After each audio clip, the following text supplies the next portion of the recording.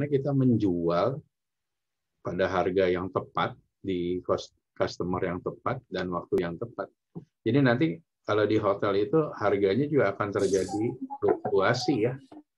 Jadi sama seperti di airline gitu ya. Jadi nanti harganya bisa beda-beda. Jadi row 1 sama row 25, row apalagi yang emergency exit akan beda. Nah, itu pun yang terjadi di hotel. Sekarang hotel square meternya sama nih, tipenya deluxe gitu ya. Deluxe-nya misalnya ukurannya 28 square meter gitu ya. Yang satu view-nya ke city, yang satu view-nya ke ocean atau view-nya ke Gulf. Itu harganya kita bisa bedain. Nah, itu adalah cara revenue management mainin harga supaya kita dapat maksimal. Kalau kita bisa mainin harga seperti itu, kita penjualannya akan maksimal. Dibandingin kalau kamu punya harganya rate-nya sama. Jadi kamar mau ngadep city, kamar mau ngadep Gulf, kamar yang view-nya ngadep ke ocean, harganya sama, yaitu kesalahan sebuah hotel itu membuat struktur harga ya, karena nanti akan menghadapi dia tidak bisa memaksimalkan penjualan ya. Nah, dengan adanya revenue management ini kita coba untuk maksimalkan penjualan itu dengan cara yaitu jadi dulu saya ingat saya GM di Swiss Bell di Pondok Indah lah misalnya gitu ya. Terus tetangga saya itu Swiss Bell in Simatupang. Nah, Swiss Bell in Simatupang itu ternyata kita kan sama-sama Swiss Bell nih harganya ya. Saya bintang 4-nya, dia bintang 3. Saya nggak boleh harganya niban atau di bawah sama dengan harga bintang 3 dong, karena nanti tamunya akan keambil yang bintang 3-nya gitu. Nah, cuman problemnya gini, Swiss Bell ini itu bintang 3, dia mungkin okupansi di jam 1 ke bawah, jam 1 siang ke bawah itu mungkin okupansinya di bawah 60% gitu ya. Tapi dia pick up itu penambahan kamar itu cepat di OTA-nya gitu ya, di online travel agent. Jadi dari jam 1 bisa nanti tiba-tiba jam 3, jam 4, jam 5 itu dia naik sampai 70-80%. Nah, si Swiss Bell ini itu akan naik harganya kan, mungkin harga pertama di 500.000 pada okupansinya di bawah 60%. Waktu okupansi naik ke 70%, dia naik ke misalnya 600.000. Pada saat naik ke 700, harganya nempel sama saya nih, Swiss Bell Pondok Indah gitu. Tapi posisi saya mungkin okupansinya lebih rendah karena harga saya tinggi gitu kan ya. Nah, disitulah terjadi kadang-kadang kita sebagai GM, apalagi kalau kita dalam satu chain gitu ya, itu akan bermasalah gitu karena marketnya akan ke blend gitu ya, keambil gitu ya, marketnya si Swiss Bell in itu tadi yang Simatupang. Nah, itu yang terjadi di industri seperti itu. Makanya kita harus benar-benar bisa ngontrol harga. Nah, di beberapa hotel yang besar kita ada namanya revenue management system gitu ya. Jadi kita tuh ada dipagerin gitu harga-harga tuh. Kita nggak boleh ngambil harga. Kan kalau di hotel kita tahu ya ada segmen-segmen harga. Mungkin Galuh, Kunti tahu ya dari sales. Jadi harga itu ya, Pak. ada harga publish, ada harga corporate rate, ada government rate. Nah, di situ harga itu nggak boleh, masing-masing harga itu ada perbedaan, ada price gap-nya gitu ya. Nah, price gap-nya itu tuh harus dijaga gitu, jangan sampai harganya nempel. Kalau harga nempel nanti marketnya akan kacau gitu ya. Jangan sampai harga OTA di bawah dari corporate. Nanti orang corporate ngapain booking ke sales-nya gitu, mendingan booking aja ke online, toh harganya jauh lebih murah ya. Oke, sampai di sini ada yang masih bingung, mau nanya silakan. Ada yang mau tanya nggak sebelum saya lanjut? Nggak ada, saya lanjut ya. Nah, jadi revenue management itu adalah suatu kombinasi ya. Memang di situ kan ada orang-orang ya, ada GM, ada DOSM itu Director of Sales and Marketing, ada revenue manager, terus ada front office manager. Nah, mereka sama-sama jualan tuh. Front office manager jualan, anak-anak front desk ada rate-nya tersendiri gitu kan ya.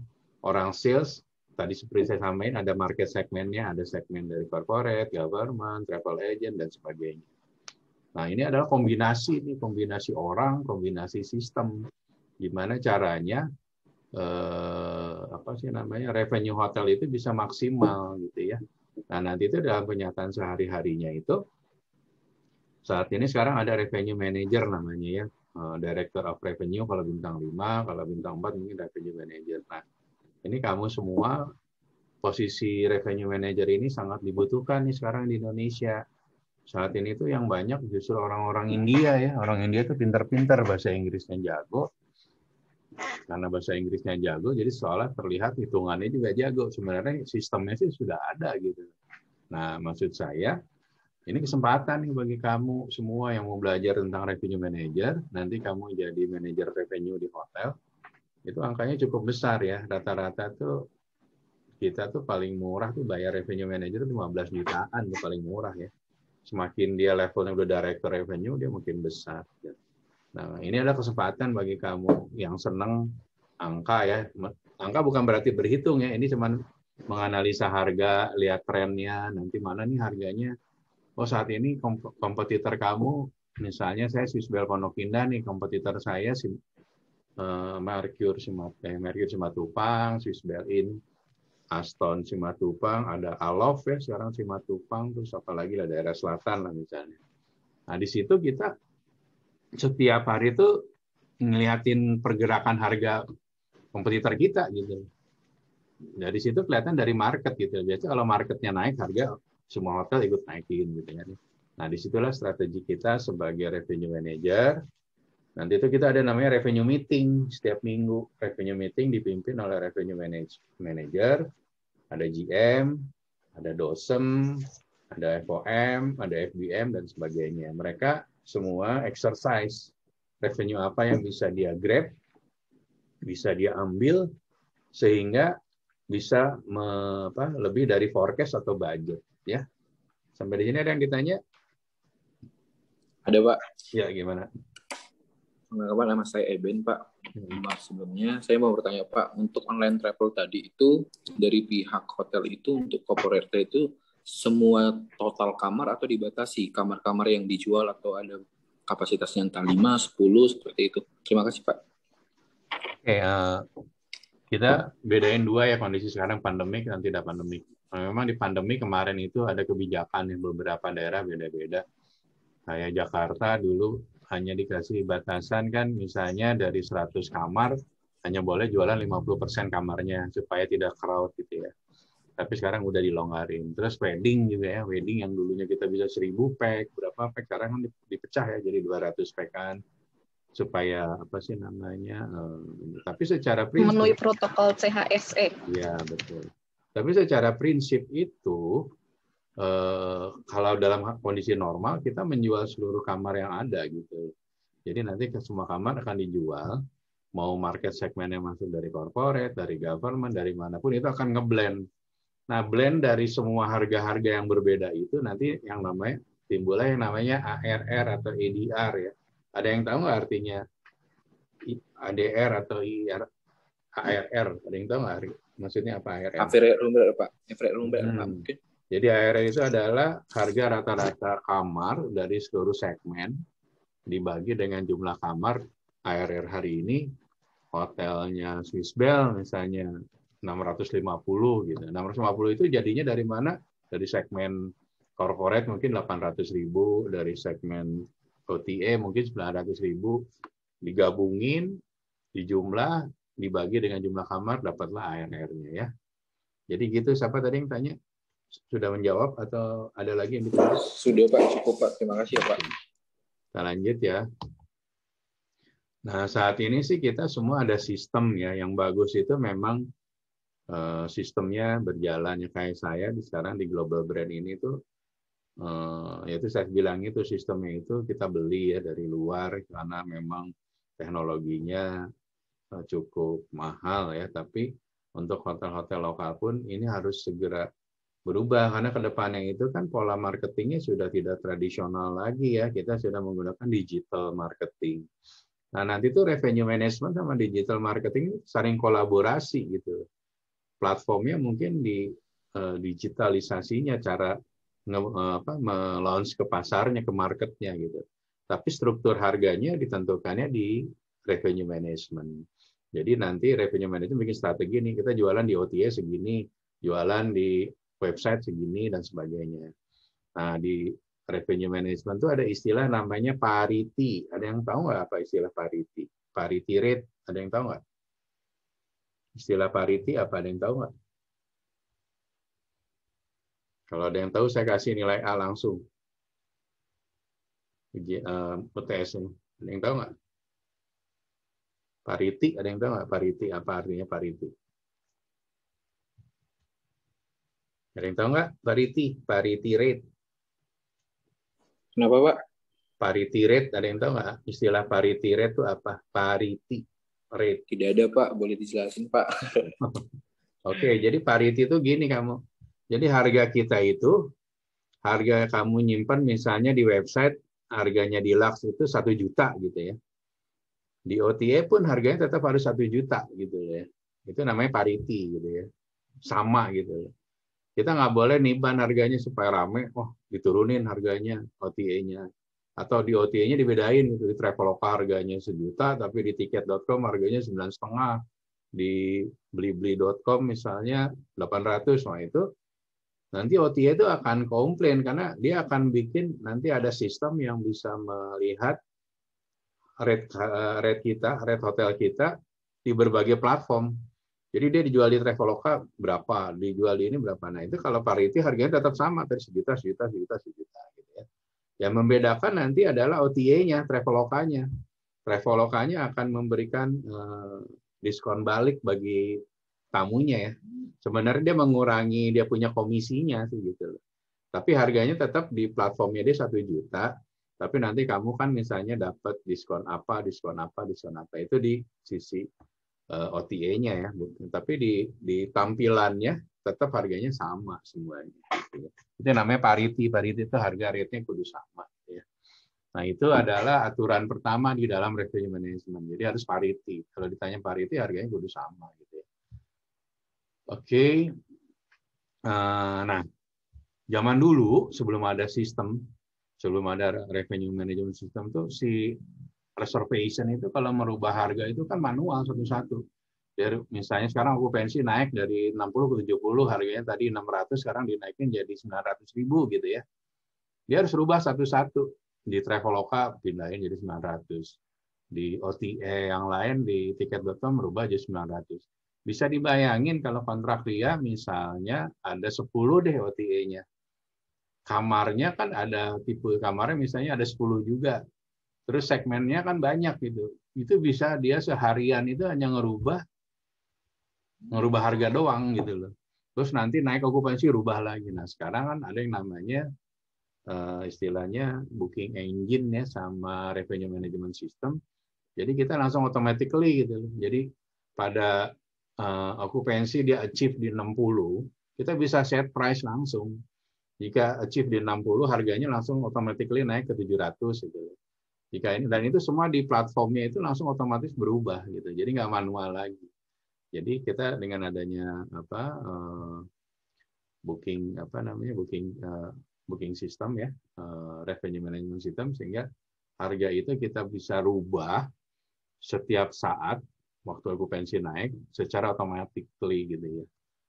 Atau bisa kita override gitu, kita override ya, override itu ditiban lah gitu.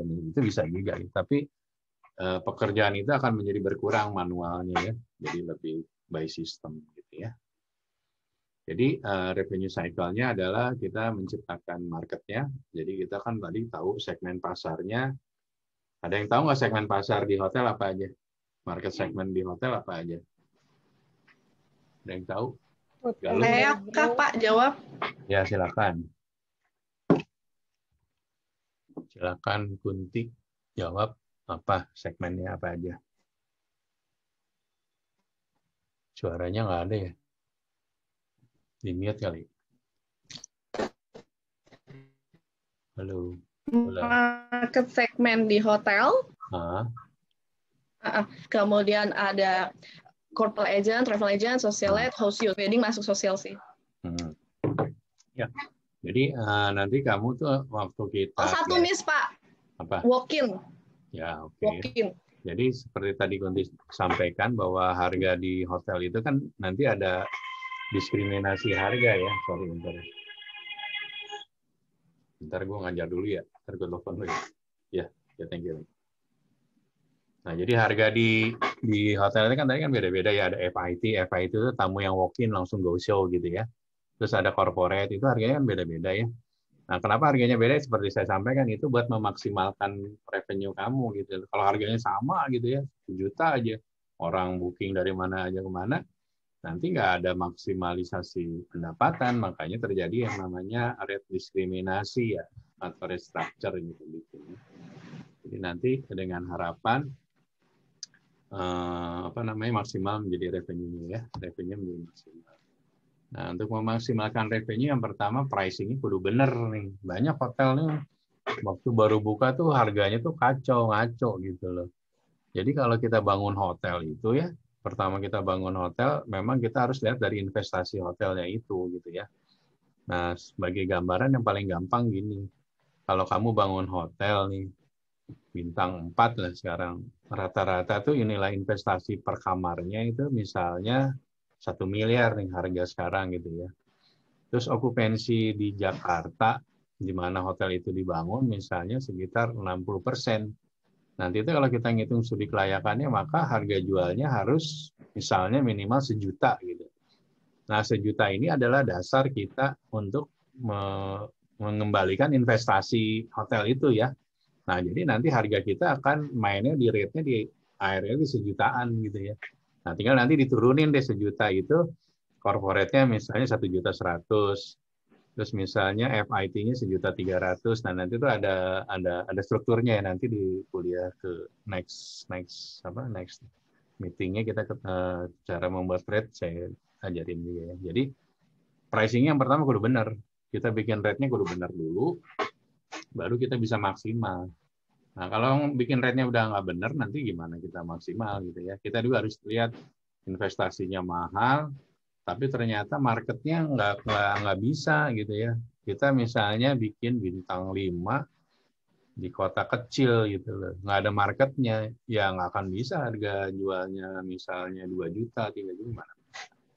Jadi waktu kita pertama bikin hotel, kita harus lihat dulu gitu, market kondisinya seperti apa, daya belinya seperti apa. Kira-kira nanti kita jualan harga segitu tuh, tamunya ada nggak gitu, ada yang beli nggak gitu, bisa kebeli nggak gitu sama tamunya. Itu yang pertama yang harus dihitung.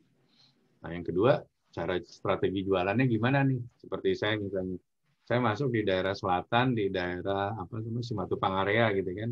Di Simatupang area itu marketnya corporate ya. Di situ ada oil company, ada perusahaan-perusahaan IT, banking, farmasi, dan sebagainya. Ya. Nah, berarti kita harus mapping harganya di situ berapa. Cara mappingnya adalah kita, kalau hotel kita baru buka, kita market intelligence ya. Kita bikin market intelligence, kira-kira harga si Mercure jualannya berapa nih rate-nya gitu kan. Nah, di Indonesia itu kan kacaunya gini, kita bisa aja jualan kan. Kita kalau dekat sama bookers, kita bisa tanya kan, Bu, Ibu dapat dari Mercure berapa aja. Kadang-kadang suka dikasih gitu harganya kan ya. Harga segini. Udah, kita kan udah tahu nih harga si Mercure segini. Aston berapa, Bu? Ini saya dikasih Aston segini. Nah, kita udah tahu nih marketnya. Si Aston jualan corporate mulai dari 800, si Mercure jualan dari 900. Kita mau nge-hit mana nih? Mau hit Aston atau mau hit si Mercure nih? Kalau misalnya kita mau in between Aston sama si Mercure, berarti kita harganya di tengah ya, di tengah antara Aston dan si Mercure gitu. Nah, itu salah satu jenis strateginya. Tapi ternyata misalnya nggak bisa, hotel gua harusnya head to head-nya langsung sama Mercure, berarti harganya harus sama Mercure atau minimal lebih dikit atau kurang dikit gitu. Nah, itu adalah strategiknya juga gitu ya. Kita mau head to head-nya sama siapa gitu ya. Mau jadi kompetitor direct-nya sama siapa. Nah, biasanya kalau kita direct kompetitor itu harus pertama level bintangnya kudu sama. Misalnya Swissbell kan bintang 4, Mercure bintang 4, Aston bintang 4, udah masuk dong. Terus sekarang ada Alof Simatupang, sama-sama bintang 4. Produknya, kelebihannya Mercure apa nih, Accor? Kelebihannya Aston apa? Kelebihannya Alof apa? Misal kita sebagai Swissbell, oh ternyata produk dia di atas kita misalnya. Nah, berarti kita harus tahu diri dong. Produk dia lebih bagus, ya harganya jangan kemahalan. Nanti kamu nggak laku gitu ya. Nah, itu salah satu strateginya. Nah, yang kedua, Yang terakhir, ketiga adalah inventory allocation. Inventory itu berapa banyak kamar kamu gitu. Misalnya si Bell saya dulu katakanlah 180 gitu ya. Si Mercure sekitar 190 misalnya jumlah kamarnya ya. Aston mungkin sekitar 200 something. Nah, kalau saya jadi Aston kan kamarnya lebih banyak ya. Saya mendingan ngejar ngisi volumenya dulu kan ya nggak? Daripada ARR gitu. Nah, itu strategi juga tuh. Gimana cara kita dapetin revenue yang banyak, nggak apa-apa harga diturunin dikit, tapi kita dapat okupansinya tinggi. Nah, itu salah satu strategi dari revenue management yang nanti kita akan bahas di pertemuan selanjutnya. Kurang lebih seperti itu. Ada yang ditanya sampai sini? Ada yang mau tanya? Pak, mau nanya Pak? Sok, silakan. Pak, itu barusan saya cek-cek tuh Pak. Tadi kan Bapak informasikan bahwasannya untuk online travel itu rate-nya itu kan dikasih dari pihak hotel ke travel agent sama ya Pak. Tapi saya buka di Agoda dan Traveloka itu beda Pak. Tapi dia sama tipe kamar itu gimana ya Pak ya? Nah, kadang-kadang kita harus lihat juga kalau Agoda itu sudah net atau nanti ada plus-plus. Yang saya tahu Agoda itu harganya nanti di situ memang pas waktu kita ke hotel ada tambahan plus-plusnya itu, servisnya sama teh. Tapi kalau Traveloka udah net misalnya, nah itu juga harus dibedain. Nah, harus disamain net sama net gitu. Net sama netnya sama nggak gitu. Jangan satu gross, satu net ya nggak bisa ya. Karena ada tambahan tax service itu. Nah, tapi kalau memang hotel itu tidak melakukan parity, itu akan jadi problem nantinya. Pasti si OTA-nya akan komplain. Itu yang banyak terjadi di Indonesia dulu kan, kenapa Traveloka bisa berani bakar duit, ya maksudnya promotionnya, tapi dia bisa ngambil marginnya tipis, karena dia mau ngejar volume gitu. Nah, dia di-ban sama Agoda, sama Expedia, karena menurut dia itu tidak fair gitu ya. Ya, di Indonesia kan belum ada KPPU untuk OTA ya, jadi masih bisa gitu. Tapi kan nanti kita bisa lihat profil sih marketnya. Kalau Agoda itu biasanya Singaporean atau orang-orang asing gitu ya. Ada lokal juga yang memang dia loyal dengan brandnya. Nah, tapi kalau Traveloka secara umum kan orang Indonesia yang biasanya pricing dulu gitu yang jadi psikologinya. Kalau kamu lihat harga kan pasti harganya dulu ya, baru lokasinya, baru nama hotelnya gitu ya.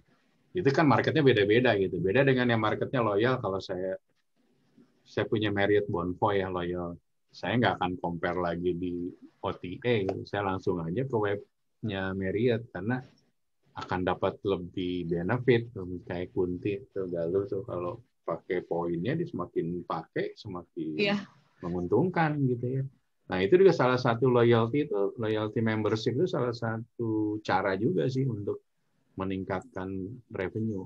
Dulu ada satu hotel di Bali, ownernya tuh mau bangun hotel. Terus ownernya bilang sama si brand itu, gue kalau pakai brand kamu, kira-kira bisa kamu kasih berapa revenue? Dia bilang, oke Pak, dari loyalty market saya aja, captive marketnya. Saya punya member itu 2,5 juta kata misalnya di dunia gitu ya. Itu 30% itu bisa datang dari loyalty membernya gitu. Nah bisa dibayangin kan, kalau kita bangun hotel, kalau 30% udah di tangan, aman dong. Sisanya kita tinggal nyari yang lain. Itu juga menjadi pengaruh orang owner mau beli hotel, lihat brandnya. Brandnya punya loyalty membernya kuat nggak? Gitu. Loyalty-nya gitu. Kurang lebih seperti itu gitu ya. Jadi waktu kamu mau ngeliat harga, ya kita lihat kalau nggak salah sih Agoda ada plus-plusnya ya. Terus si Traveloka udah net. Tapi kamu harus compare net sama net. Kalau net sama netnya sama, itu udah parity. Kalau nggak sama, itu nggak parity. Itu nggak lama juga pasti dikomplain sama si market manajernya. Misal, saya Traveloka, kamu tiket.com, harga kamu lebih mahal. Kamu sebagai market manager bisa komplain ke hotel itu. Lu kenapa lu jual ke gua kok lebih mahal gitu kan. Gitu. Dan itu bisa menjadi prestasi buruk nantinya gitu ya. Kecuali dia eksklusif ya sama Traveloka, dia nggak pakai member, itu nggak masalah. Tapi kalau dia pakai 10 OTA, tadi saya sampaikan, harga dia kudu parity, kudu sama. Ya, ada lagi yang ditanya? Saya, Pak. Oke, cukup. Terima kasih ya, Pak. Ya. Siapa? Saya, Pak. Oh ya, Kunti ya. Siapa? Yuk, apa? Pak, kan kalau hotel, kalau chain itu harganya biasanya punya standar benchmark ya Pak. Walaupun di negara manapun kan punya standar benchmark gitu kan, harga harus sekian gitu ya. Nah, tapi maksud saya dengan hotel itu dibangun di suatu daerah, ternyata marketnya nggak bisa tuh nangkep harga di benchmarknya segitu. Nah, terpaksa untuk tetap jualan kan diturunkan. Nah, itu perhitungannya seperti apa ya Pak? Karena kan katanya kalau misalnya kita nggak komplitin si quality standarnya, izin hotelnya bisa dicabut. Itu apakah target revenue-nya dialihkan ke market yang lain atau seperti apa Pak? Oke. Nah ini pertanyaannya bagus ya. Sekarang seiring dengan kondisi pandemik ini, memang benar terjadi kayak hotel bintang 5 di Bali, brandnya gede, nggak mungkin jualan 5 juta, siapa yang mau nginep gitu ya. Akhirnya dia sacrificing harga gitu ya, tapi level of service-nya nggak boleh diturunin kan. Tetap dia nama brandnya gede, bintang 5, servisnya tetap harus bintang 5 gitu. Nah, beberapa hotel sih ada namanya contingency plan gitu ya. Karena contingency plan gitu. Karena dengan kondisi darurat seperti ini, kita tidak bisa kasih rate yang sesuai dengan sebelum pandemik gitu ya. Nah, akhirnya kita berhitung dulu nih. Tim corporate-nya itu akan bantu ngitungin, nanti di launch harganya, oke, nanti kita kasih harganya X rupiah gitu, yang dulunya segini, tapi untuk certain period gitu. Kan sekarang ini local market ya, yang adanya gitu kan, karena border belum dibuka kan, Singapura belum buka, Australia Juni, tahun depan malah ya, 2022, terus Malaysia belum buka, berarti kan marketnya lokal market, daya belinya tidak bisa kayak foreigner gitu. Nah, karena kondisi local market ini nyampe Q4 ya, kuartal 4 2021 ini, maka ada contingency plan. Jadi harganya dibikin, oke, kita ngambil marketnya dulu, local market, mau nggak mau yang kuat sekarang government lah gitu kan. Nah, kita mainin, turunin ke ini, pagunya government sekarang berapa sih gitu kan. Dulunya government itu nggak kayak kita tas gitu. Karena pagunya rendah, oke, kita kasih senilai pagu gitu. Nah, itu menjadi suatu kebijakan dari korporasinya sih, dikasih tahu nih kamu gini, kalau nggak market kamu akan swing, nanti akan pindah gitu kan. Nah, dibikinlah rate yang kontingensi itu untuk beberapa saat, tapi tidak lama ya, dari kuartal 1, kuartal 2 nanti ada terjadi, harus ramp up ya, harus naik ya. Kuartal 3, kuartal 4, sampai dengan bisa ekonomi pulih, harganya bisa merangkak naik. Nah, tapi karena harganya turun, okupansi rendah, berarti cost sama expense-nya kudu dirubah dong, ya nggak? Ya. Kalau nggak gitu, kita nggak dapat profit. Nah, makanya sekarang kan terjadilah istilahnya unpaid leave ya, pernah dengar ya unpaid leave. Jadi beberapa karyawan kerjanya di-split gitu, kayak di Bali, kerjanya 2 minggu gitu, terus gajinya tuh 2 minggu. Ini supaya mengcover operation cost-nya. Kalau nggak nutup ya akan problem ya bagi semuanya ya, hotelnya tutup ya karyawan nggak kerja. Jadi kita sama-sama saling berkorban gitu lah, karyawan dikurangin dulu jam kerjanya dan sebagainya, harga juga diturunin, tapi di satu sisi apalagi sekarang dengan prokes ya, kita kan tambahan biaya chemical-nya, tambahan face mask, terus apa lagi ya, alat-alat di setiap outlet kan ditambahin gitu, prokesnya itu kan nambah cost dan expense. Ya. Nah, disitulah kemampuan seorang general manager dalam masa-masa sulit ditentukanlah di situ, leadership-nya dia bisa nggak keluar dari itu. Banyak yang gagal di sini tuh itu kurang lebih seperti itu. Kita menjawab nanti. Tapi itu kalau kontingensi itu dalam keadaan seperti ini ya Pak, maksudnya dalam keadaan pandemi, itu berlaku juga nggak sih Pak dalam keadaan normal? Yang saya analogikan tuh seperti ini Pak, based on experience. Jadi waktu itu situasinya sedang situasi normal. Harga JW Marriott Surabaya itu tidak pernah mengikuti harga dia punya benchmark gitu Pak. Jadi harganya selalu disesuaikan dengan dia punya market, mungkin apple to apple-nya dia di sana ya Pak, kayak Sheraton sama waktu itu Sheraton belum masuk Marriott Pak, Sheraton sama Mercure Surabaya gitu Pak. Nah itu yang saya tanyakan, kalau dalam situasi normal gitu harga dia tidak di benchmark, berarti dia pakai kontingensi itu tadi juga Pak? Oke, saya jawab ya, tapi ini karena saya bikin disclaimer dulu ya, karena sekarang yang tadi disebutkan brandnya, saya nggak boleh nyebutin brand. Jadi intinya gini, dalam satu brand pun ada beberapa brand bukan yang dikorbanin ya. Misalnya nih brandnya hotelnya udah umur nih ya, udah 20 tahun. Dia udah nggak bisa achieve standarnya, levelnya lagi gitu kan. Tapi ada kebijakan daripada dia pull out, lepas, oke gue pertahanin, tapi di downgrade gitu loh. Nah dia dikasih, karena fasilitinya kan sudah mulai agak usang gitu ya. Terus dia belum refurbish, belum renovasi dan sebagainya. Ada sekali satu hotel di Jakarta itu cukup ramai karena dia harganya di slightly below market gitu. Tapi itu memang udah di-announce gitu secara internal bahwa ini oke dikasih privilege ini, tapi buat certain year doang. Tahun depan dia harus renovasi segala macam back to normal. Oh, tetap ya. Karena dia kondisinya kalau dia head to head langsung sama yang tadi disebutin itu dia nggak akan bisa karena produk dia udah menurun kan, udah kurang bagus lah gitu, kurang update. Berarti dari corporate pun ada kebijakan ya Pak, tidak apa-apa ya? Corporate pun kan gimana menjaga supaya unitnya harus bertambah bukannya berkurang. Kalau berkurang, iya juga sih. Iya juga sih. Ya, gitu. Oke. Tapi sebenarnya itu politis, saya nggak boleh ceritain. Itu nanti mungkin private aja kalau mau nanya. Ini kelas umum. Ya, Oke, lanjut. Saya lanjut. Terima kasih, Pak. Nah, thank you. Ini kita jadi untuk memaksimalkan revenue itu seorang GM akan dikasih target. Seorang revenue manager dikasih target untuk masing-masing revenue. Biasanya kita setiap minggu kita ada meeting, weekly meeting ya, revenue meeting. Misalnya kita budgetnya bulan ini 60%. Terus on the book itu yang sudah booking on hand ternyata baru 40%. Nah, ngejar 20%-nya gimana nih yang kurangnya? Nah, inilah seorang GM meeting sama semuanya. Gimana caranya ngisi sisanya 20 ini gitu loh. Supaya kita dapat 60%-nya ini gitu loh. Caranya gimana? Tadi kan ada beberapa yang taktikal ya, strategi yang taktikal ya, tadi yang sebut Kunti itu. Jadi, misalnya kita bikin sales, jualan untuk, pernah suka lihat nggak yang ada yang menggunakan KTP Jabodetabek dapat diskon atau boarding pass ini pakai diskon gitu. Pernah dengar ya? Ya. Nah itu adalah taktikal. Itu adalah tactical strategi. Yang certain period doang yang ad hoc ya. Ad hoc tuh tidak permanen, temporary itu aja. Hanya supaya ngejar supaya dari 40 sampai 60 itu. Nah dibutuhkan strategi-strategi.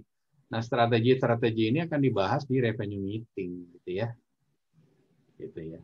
Bahasa saya nyambung kan ya, yang lain? Yang baru. Nyambung, Pak. Oke ya. Oke. Nyambung, Pak. Sip. Nah, jadi itu kurang lebih. Ada yang ditanya nyampe di sini untuk revenue management? Nah, ada ya, kita lanjut ya. Nah, terus ada, waktu kita bikin, yang pertama saya sampaikan itu ya, waktu kita bikin rate structuring ini yang sangat penting ya. Kadang-kadang waktu kita bikin rate itu tadi saya sampaikan ya. Kadang-kadang harganya itu dari langit aja tiba-tiba dia nggak tahu dapat dari mana kasih harga 400 aja gitu. Terus tipe harga sama semua. Nah, harus dibutuhkan kemampuan melakukan rate structure yang benar ya tadi. Lihat SWOT analisisnya ya. Harga kompetitor kita harganya berapa? Terus daya beli di daerah tersebut berapa, investasi hotel kita nilainya berapa. Nah, kira-kira 3 variabel itu kita harus dapetin harganya yang bisa mengakomodir ketiga variabel tersebut. Ya. Lanjut, nah ini contoh. Ini segmen saya sampaikan tadi yang tadi Kunti sampai ini ada beberapa contoh. Ini salah satu contoh hotel. Ini segmen harganya. Kamu bisa lihat nih nanti lihat harganya pasti beda-beda ya mana. Oh ini ya. Average rate-nya tuh lihat ya, harganya beda-beda ya. Harganya wholesaler lebih murah nih, cuma segini. Harganya direct booking segini. Third party-nya segini. FIT-nya segini. Nah ini adalah rate diskriminasi supaya kita mendapatkan maksimum harga gitu ya. Jadi nanti rate itu akan beda-beda, nggak bisa sama. Belum nanti tipe kamarnya juga kan, tadi kan tipenya beda-beda ya, ada deluxe view, city view, deluxe ocean view, golf view, dan sebagainya, harganya dibedain ya. Jadi kamu nanti kalau kerja di hotel kan setiap hari ada namanya daily revenue report ya, contohnya kurang lebih seperti ini. Ini revenue-nya kamar dapatnya dari mananya, dari FIT. FIT itu walk-in ya, corporate. Terus third party itu yang tadi OTA gitu ya. Nah ternyata nih harganya kelihatan berapa-berapanya ya. Nah disinilah diskriminasi harga yang saya sampaikan tadi. Nah, nanti itu yang saya sampaikan ini forecast, contoh forecast. Nah, tadi kan kita target misalnya okupansinya month to date-nya harus misalnya ini sepi nih 32% gitu kan. Nah, kita bisa lihat nih dari hari ke hari. Oh, hari ini 23, misalnya hari ini forecast 35% gitu kan ya. Nah, nanti pas closing nanti malam ini bisa naik atau bisa ada yang cancel. Nah, ini harus jadi perhatian ya. Jadi kita kontrol okupansinya kalau bisa sih pick up terus, naik terus gitu ya. Jadi nanti kan misalnya ini ya, forecast hari ini, katakanlah hari ini tanggal 8 ya. On hand yang udah booking 41 kamar. Nah, setiap hari itu suka ada pick up ya, pick up yang FIT yang go show itu ya. Misalnya kita rata-rata banyak orang yang go show lewat OTA atau FIT datang langsung ke counter, misalnya rata-rata sehari rata-rata diambil 10 kamar gitu kan. Nah, kita bisa bikin forecast nanti yang sudah on hand 41. Biasanya rata-rata per hari itu ada orang go show ya, 10 kamar gitu. Jadi bisa 51. Kemungkinan malam ini kita bisa closing di kamar 51 kamar gitu ya. Ini on hand-nya budgetnya segini berarti kita masih ada varian nih. Variannya 45 kamar. Nah, saya nanti akan bilang nih, ini tolong 45 ini diisi sama sale sama front desk ya supaya ini bisa achieve budget di mana satu hari itu terisi 86 kamar. Gitu ya. Nah, ini adalah contoh yang sangat sederhana waktu kita membuat forecasting. Jadi kita bikin forecast harian. Kalau sudah actual, nanti ini jadi merah gini, actual. Jadi closingnya actualnya segini. Gitu. Mungkin di awal ini actual, mungkin forecastnya waktu awal mungkin di bawah 45 atau di atas 50. Kalau di atas berarti ada yang cancel. Kalau di bawah terus naik berarti ada yang pick up gitu ya. Oke, sampai di sini ada yang ditanya untuk template dari forecast report.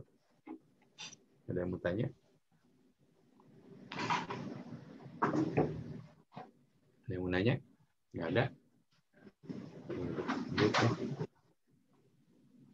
Nah, ini formula dasarnya nih nanti kalau kamu belajar revenue manager ini, revenue management ini dasarnya adalah okupansi.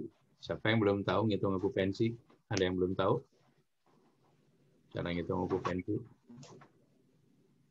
Ada yang tahu? Ada yang belum? Yang tahu nggak? Ini udah ada ininya ya. Jadi kita menghitung okupansi itu berapa jumlah kamar yang terjual ya, dibagi dengan kamar yang tersedia. Misalnya kamarnya ada 100 yang terjual 30, okupansi berapa? Ada yang tahu? 30%. Ya, gitu ya. Jadi gampang ya. Jadi kamarnya ada 100. Ya. Nah, yang terjualnya 30, berarti 30% ya. Nah, ini adalah dasar dari kita belajar revenue management ya. Nanti kamu harus hafalin nih ya. Nanti UTS sama UAS-nya salah satunya menghitung okupansi ya. Jadi kamu udah tahu ya cara menghitung okupansi. Nah, ini ARR ya yang tadi disampaikan ya. Jadi ARR itu total penjualan kamar dalam rupiah ya. Misalnya total penjualan kamarnya 10 juta. Terus kamar yang lakunya 10, ARR-nya berapa? 1 juta. Berapa? 1 juta. Berapa? 1 juta bukan, Pak? Ya, jadi 10 juta dibagi 10, jadi 1 juta gitu ya. Itu ngitung ARR. Sama nanti di revenue management pendapatan ini, rumus ini sering dipakai ya. Jadi kamu harus bisa ngitungnya ya. Nah, yang terakhir RevPAR. Nah, ini yang banyak ya mungkin beberapa GM, beberapa SOD, beberapa orang hotel salah menilai, orang menganggap ARR lebih penting dari RevPAR. Sebenarnya yang paling penting itu adalah RevPAR-nya gitu. Kenapa lebih penting RevPAR-nya dibanding ARR? Ada yang tahu nggak? Mendingan RevPAR tinggi atau mendingan ARR tinggi? RevPAR. RevPAR dong, Pak. Ya, oke. Jadi RevPAR itu nanti korelasinya sama investasi hotel. Jadi semakin tinggi RevPAR-nya berarti semakin banyak kemampuan kamarnya terisi ya, mendekati ke nilai investasinya. Jadi nanti kalau ada yang nanya pentingan mana RevPAR sama ARR, kamu jawabnya RevPAR ya. Oke, dari saya kurang lebih itu di pertemuan pertama ini. Ada yang mau ditanya? Nanti habis ini saya record videonya, saya share ke WA ya. Ada yang mau nanya? Pak Dino, Yuk. kalau di hotel tidak ada designated revenue manager, biasanya siapa yang in charge ya Pak? Tergantung ya, kalau hotelnya, misalnya hotelnya belum ada revenue management. Beberapa sekarang hotel besar sih revenue managementnya ada yang outsource gitu ya. Atau kalau misalnya nggak ada, minimal biasanya karir path-nya dari reservation sih. Reservation kan udah ngerti tentang segmentasi pasarnya, harganya, profilnya udah tahu, atau FOM. Okay. Tapi tidak tertutup juga orang sales juga sih. Gitu. Ini siapa namanya? Kayaknya pernah kenal di mana ya? Bukannya familiar ya? Cahyadi Pak. Hah? Cahyadi. Adanya Andi bukan ya? Andri ya? Iya. Oh iya bener, makanya kan mirip. Sekarang di mana Pak kerja? Podomoro Pak. Oh Podomoro ya. Ya jadi gitu sih sekarang revenue management sekarang menjadi satu keharusan, kewajiban, karena memang apalagi persaingan sekarang semakin ketat ya. Jadi kita banyak beberapa hotel yang memang belum siap atau belum punya karena resources-nya juga terbatas. Seperti saya sampaikan, banyak orang India ya sekarang megang di beberapa bintang 5, bintang 4. Jadi kita harapin sih banyaknya orang Indonesia nih belajar tentang revenue management. Sebenarnya terlihat sepertinya memang nggak suka sama angka, seolah ribet. Sebenarnya enggak. Angkanya itu udah kalau kita sistem algoritmanya benar gitu ya. Jadi harga kitanya tuh udah benar gitu, rate-nya nggak ditiban, nggak di apa. Si sistem itu akan merekomendasi ke kita, nih recommended rate-nya segini gitu loh. Nah, kalau kita recommended rate yang ngikutin itu, sih kemungkinan besar memaksimalkan revenue. Nah, cuman kan problemnya orang kita tuh banyak panic selling ya, banyak orang yang panik, giliran okupansi tetangga rame, tibaan harganya. Akhirnya harganya tuh fluktuatif, naik turun, naik turun. Nah, sistemnya itu si algoritmanya nggak bisa ngebaca. Ya, kalaupun ngebaca, dia akan menyarankannya salah gitu loh. Karena dia punya rate structure-nya yang out-outan gitu. Nah, jadi kita juga melihat menurunkan harga itu tidak otomatis menambah okupansi loh. Gitu. Itu hati-hati ya, kita harus hati-hati. Tidak melulu harga itu menjadi variabel orang nginep. Brand juga mempengaruhi ya. Terus yang kedua juga additional additional service-nya gitu ya. Mungkin kita sekarang ngakalinnya gini nih, saya saingan Swissbell sama Mercure, harganya kita sama-sama nggak nurunin harga, tapi saya ngasih benefit tambahan nih. Saya harganya 1 juta ya Ibu, tapi saya tambahan ada diskon 50% F&B, diskon spa 20%. Ini kalau kita sebagai market tamu kan, oh mendingan gua di sini ya, gua dapat diskonnya banyak.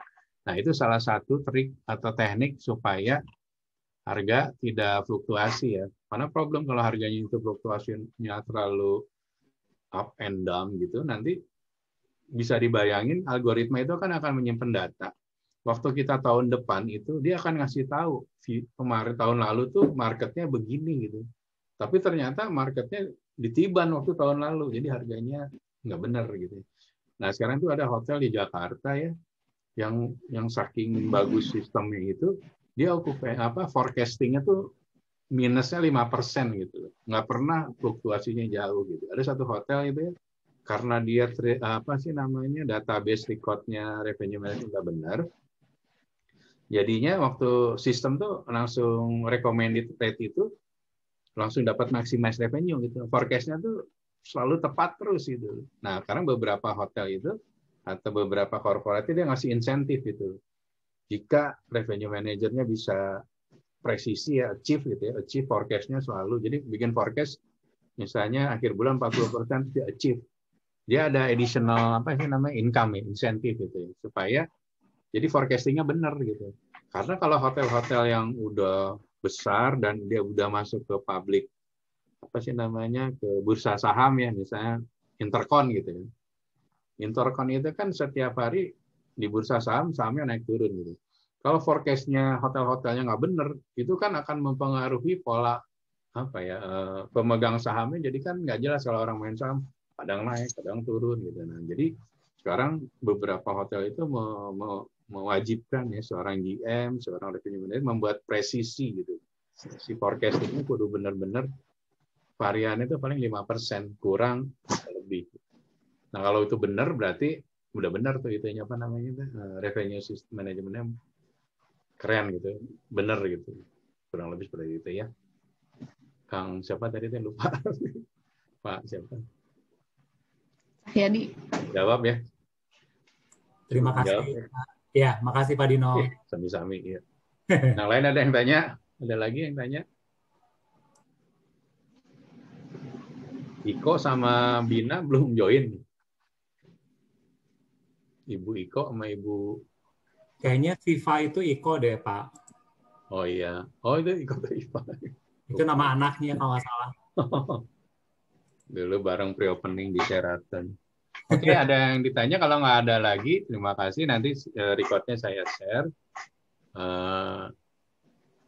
So far kalau gimana? tidak keliru, maaf Pak Dino, kalau tidak keliru Mbak Iko sudah assessment ya Pak? Oh iya, tadi saya tanya ke Pak Agus juga ternyata udah assessment udah beres sih. Oke, jadi bagi yang nanti mau tanya apa bisa di WA atau di WA group ya nanti. Habis ini kita share gitu. Kalau nggak ada yang ditanya lagi, terima kasih. Kita ketemu lagi Jumat depan ya. Pak, foto dulu Pak. Ya. Foto dulu. Apa? Foto? Iya. Sok mangga mau foto dulu. Siapa ketua kelasnya? Galuh fotoin lu. Nova. Open kamera ya. Siapa aja sih? Siapa yang ambil? Saya ambil ya. Oke. Dibuka dulu atau videonya? Dibuka semua dulu ya.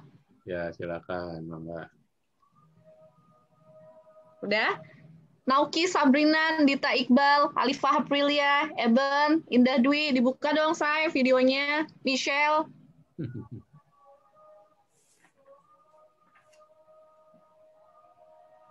Sip, kebuka semua. 1, 2, 3.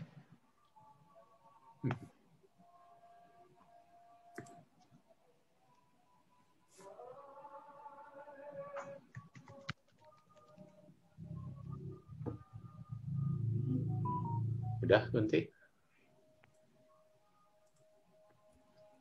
Udah, Bapak. Oke. Thank you ya. Ketemu lagi minggu depan ya. Mohon maaf, Pak. Ya, kenapa? Maaf, ini saya tidak bisa join ke ke WhatsApp grupnya. Oh, nanti di siapa ini yang bicara? Sama Kunti ya dimasukin ya. Fadilah Anur, Kak. Fadilah Anur ya. Dek, kamu boleh japri ke Kak Galuh ya. Nanti aku masukin. Ya, oke. Oke, Kak. Thank you ya. Oke. See you next week ya. Makasih Pak Dino. Kasih teman-teman. Good night. Thank you.